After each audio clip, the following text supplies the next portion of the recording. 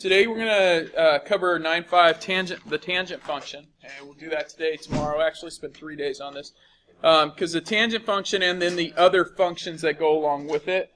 It's actually graphing the other trigonometric functions. Today is the tangent function. Tomorrow we'll actually get into secant, cosecant, and cotangent. Okay, so to begin with, what you need to do is take your graphing calculator. You need to complete this table up at the top to help you figure out P and number of cycles there. Okay? I want you to see the relationship between them. Please make sure to set your viewing window to this right here. These will be the items you're putting into your graphing calculator. So your y sub 1 through your y sub 9 there.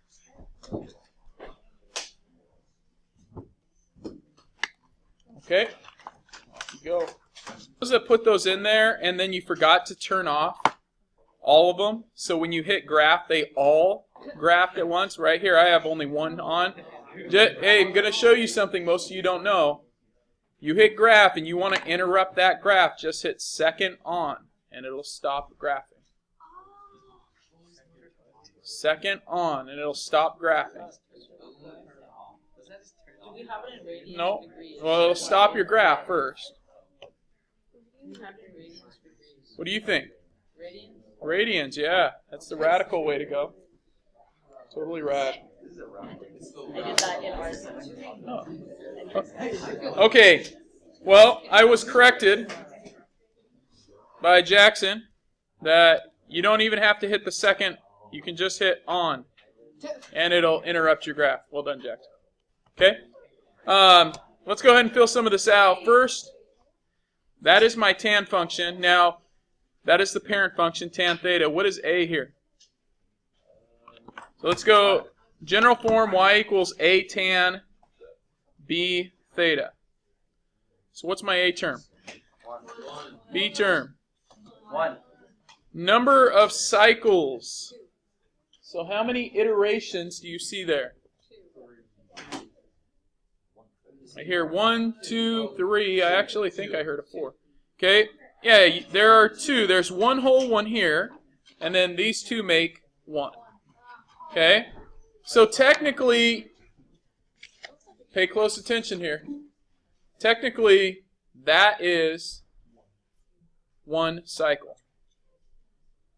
And then there's the second cycle.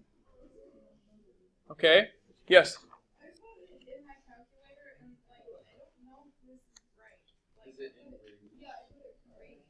Okay, I'll have to, Haley, can you, if you're on an 83, you'll see a big line connecting these, and they're showing you the asymptote. Sorry. Okay, so just so that we're clear on what scale we put in, you start at 0, you're you're ending at 2 pi, you're going up by pi over 8, so when you're setting your window here, your maximum on y was 4, your minimum is negative 4, and you're going up by 1 on that axis there. Okay? Okay? Turn this way. Okay? Number of cycles. So we came up with 2. What is the period length of one of these? So from like here to here. Yeah. If the whole length is 2 pi, then that length has half of it, or pi. All right.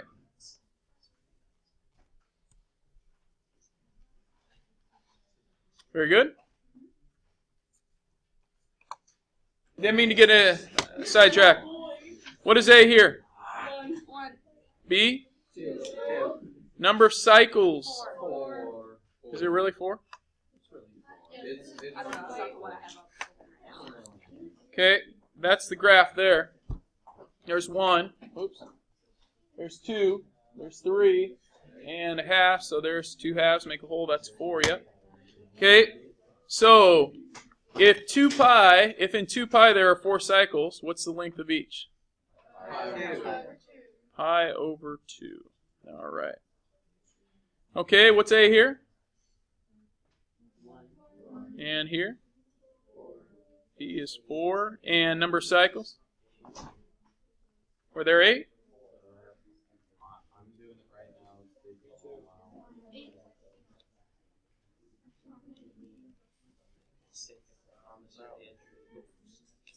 3, 4, 5. There are 8. Okay. So what's this? In 2 pi there are 8 cycles, so 2 pi over 8 is? Pi over 4. Pi over 4. So, has anyone figured out the formula for P or B, or excuse me, for the number of cycles yet? Is B equal to B? Number of cycles equals 2. Good. Number of cycles is 2b. It's always twice. Okay? Twice b. What is the period? It is 1 pi over b, right? So note the difference between sine and cosine. Sine and cosine, the number of cycles was always b. And the period was always 2 pi over b. Now with tangent, the period is pi over b. And the number of cycles is 2b. Okay?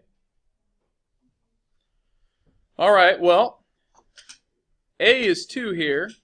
B is 1. Number of cycles then would be 2b, and that would be pi over 1 or pi. So as you put these other ones in there,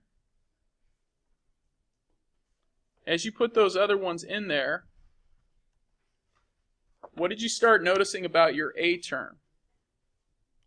So for instance, if I turn on the parent function 1, and then I go down to, say, 3 tan x, we graph those, so you see the parent function graph first, and then you see the 3. What does the 3 end up doing?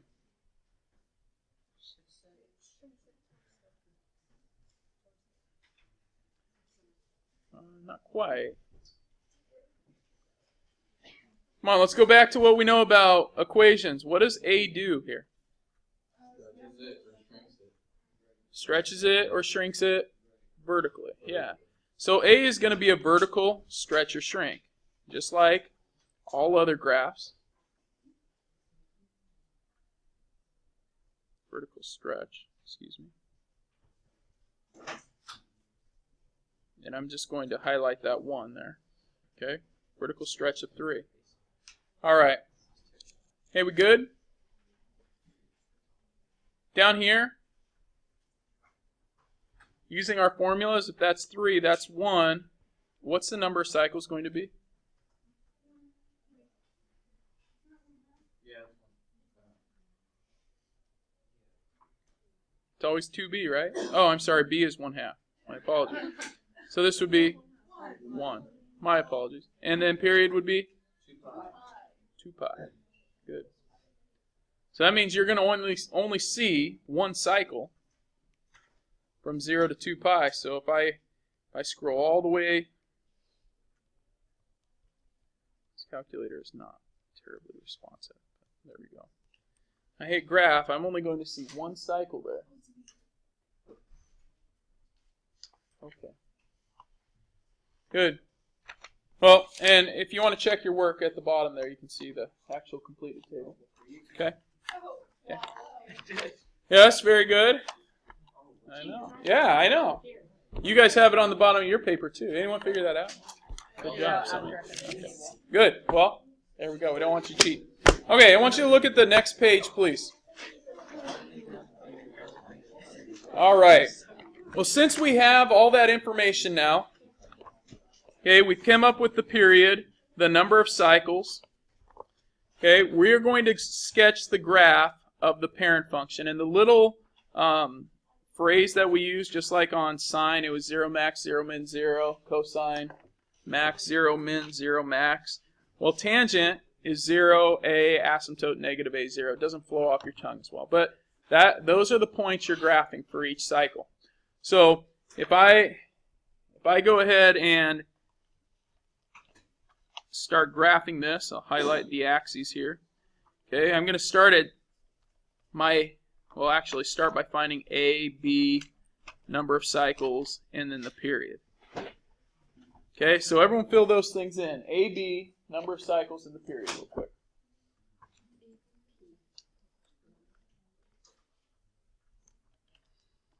A is 1, B is number of cycles, 2B or 2, and P is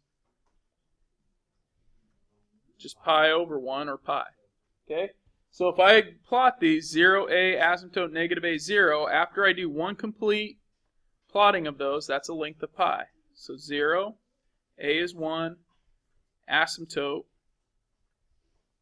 negative A, and 0. Now, when you're drawing these, make sure it's almost like you're drawing a parabola, or half a parabola.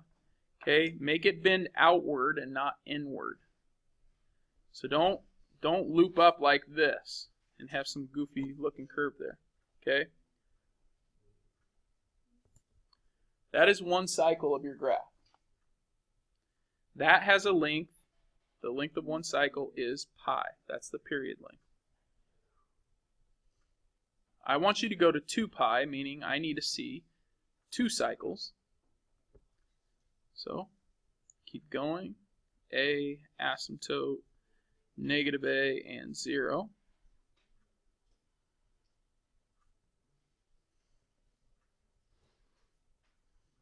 When you're graphing tangent, I expect you to label your asymptotes and your zeros.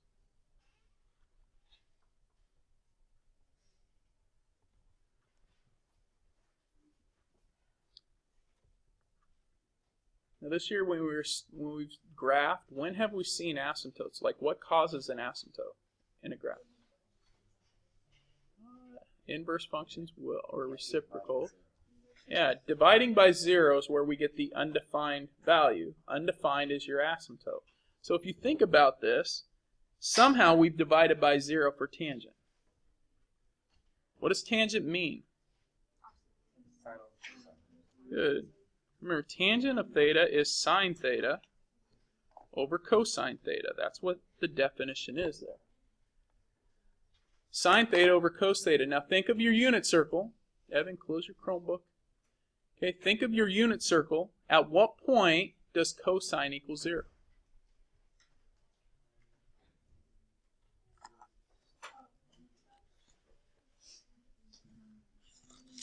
So if I'm cruising around my unit circle, cosine is x, so when is x equal 0? Obviously not here. Not there, and there, yeah. 90 degrees, which we call how many radians?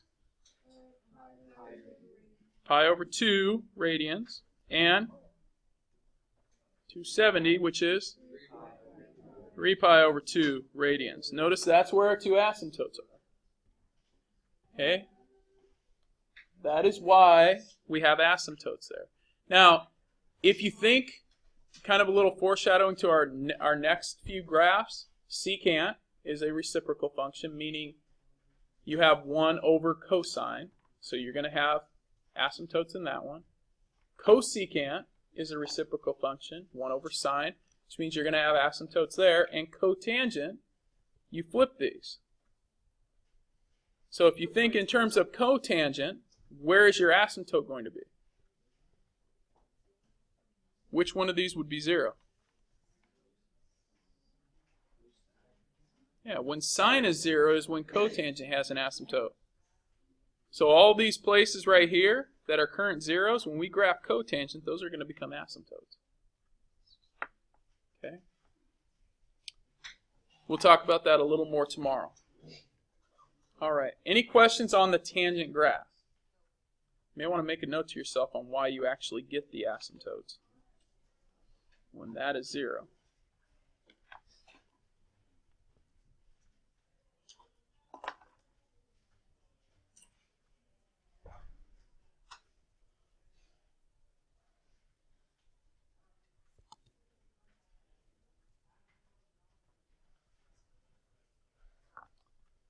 Okay, let's move on to our next graph. I want you to try to graph the next one down on the bottom of the page.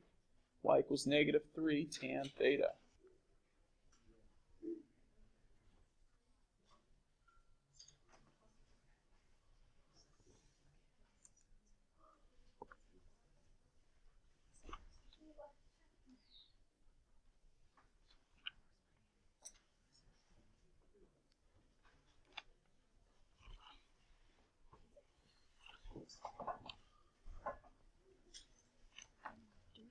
absolute value? No, I want you to actually list A. However, the negative, what does that tell us? What's a negative tell us, usually?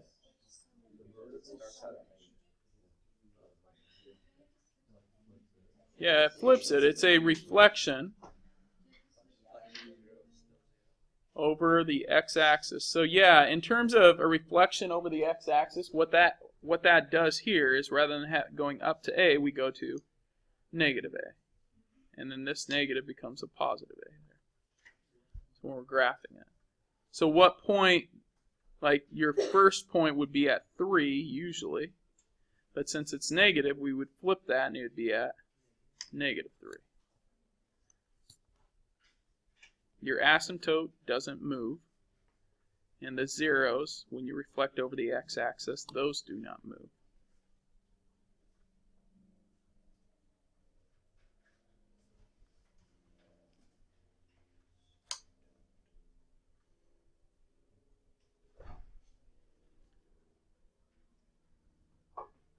So it does kind of look, or at least it has some of the same characteristics of your first graph. It's just it's stretched and reflected. It has the same number of cycles. Has asymptotes and zeros in the same location.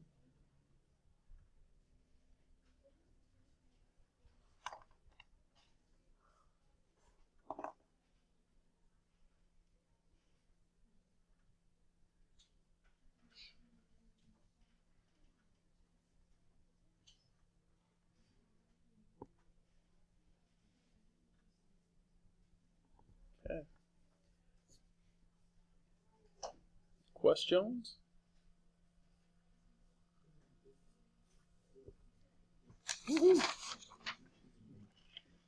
Okay, let's go ahead and turn the page.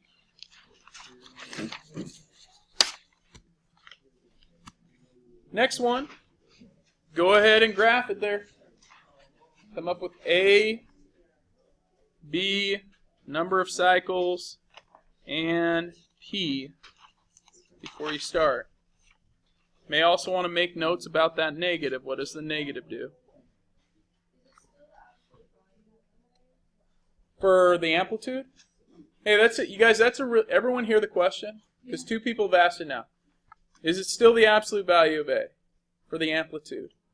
Okay, I want everyone to take a look at this graph and tell me what the amplitude is. Amplitude is half the distance of the max and min.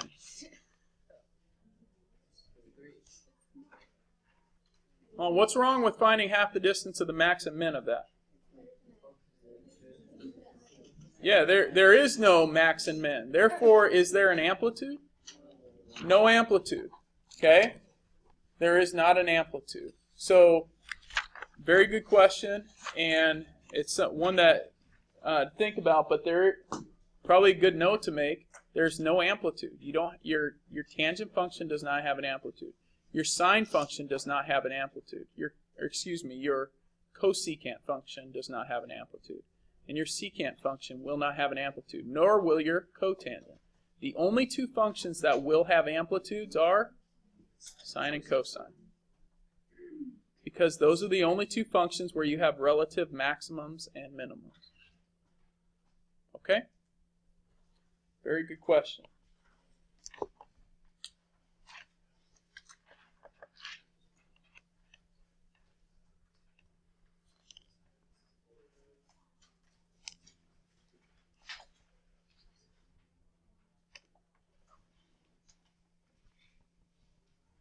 It's an R.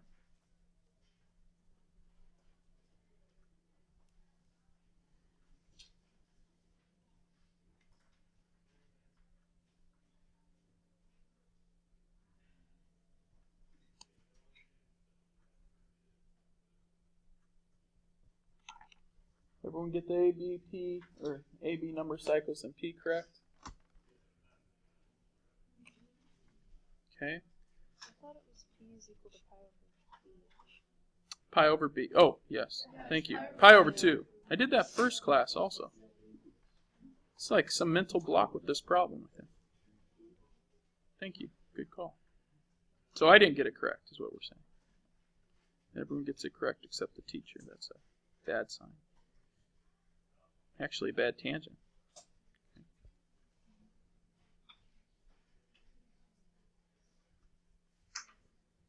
Okay, if you mess up on a curve, actually redraw it, please.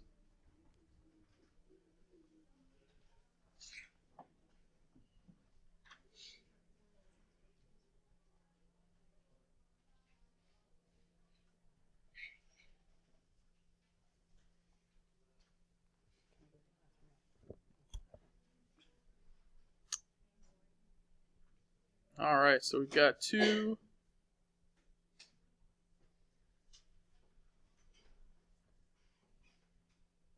Oops.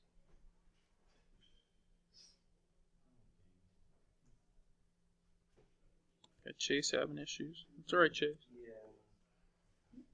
I didn't like their positive.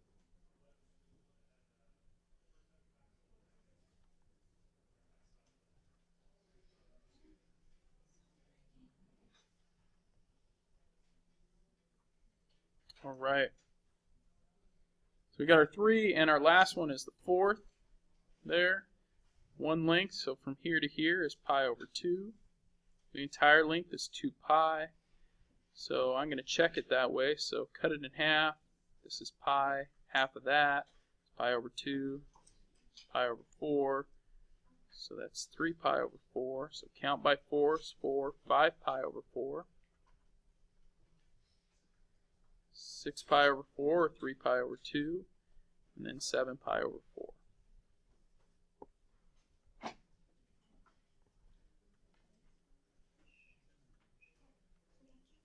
Coolio.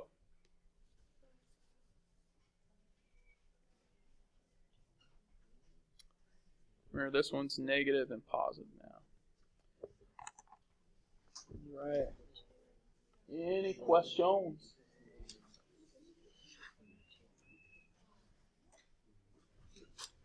Okay, last piece. This one right here.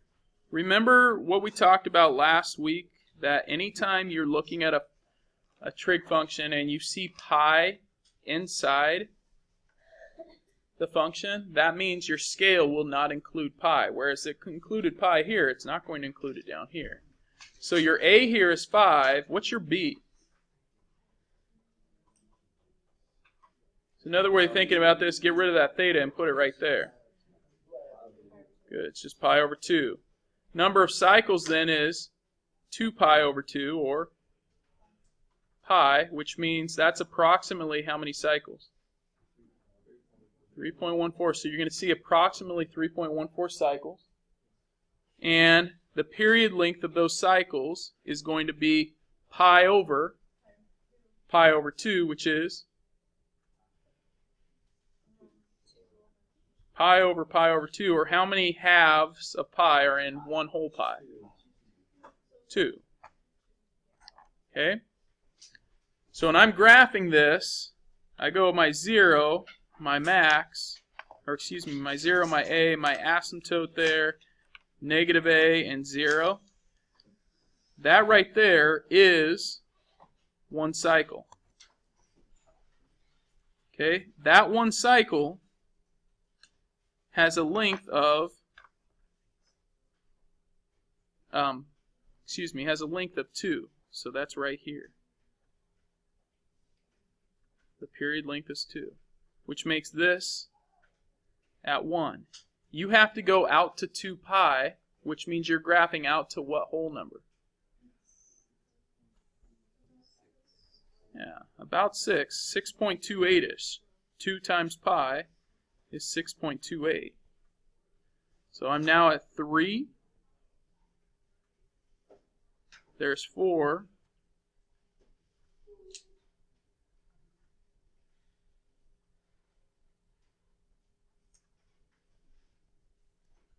There's 5.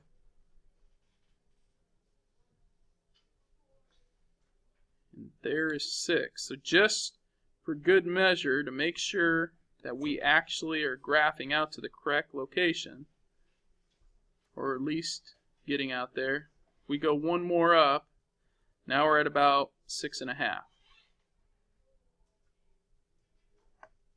which is fine.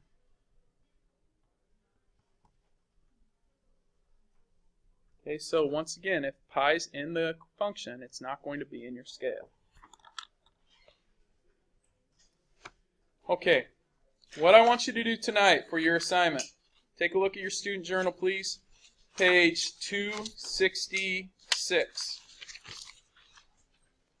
On page 266, pay close attention to what you're expected here. You need to do number 1 and number 3 completely.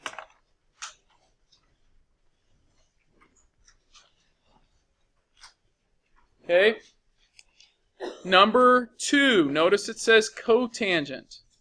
The reciprocal of cotangent is tan. I want you to graph tangent. I want you to graph 2 tan 1/2 x. Notice number 4 says cotangent. I want you to graph tangent. You're to graph 1/2 tan 3x. So all you're doing is changing those pieces. Please use a pencil. So if this says secant, what am I graphing? Cosine. Cosine. If this says cosecant, I am graphing sine. Okay? Make sure you do that tonight, please. Graph those. Fill up the grids completely.